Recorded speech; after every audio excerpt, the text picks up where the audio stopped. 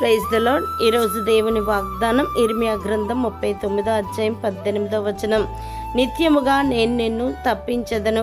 దైవజనమా, దేవాది దేవుడు నిన్ను ప్రేమించున్నాడు గనుక నీవు ఆయన్ను ప్రేమించగలిగితే క్రీస్తు ప్రేమ నుండి మనల్ని ఎడబాటువాడెవడు?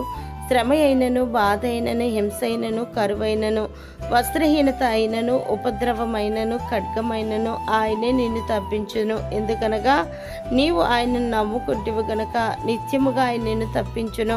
నీవు ఖడ్గము చేత పడవు, దోపుడు సొమ్ము దక్కించుకున్నట్లు నీ ప్రాణమును నీవు దక్కించుకొందువు. నీవు ఆయనకి ఇష్టడవు గనక ఆయన నిన్ను తప్పించును.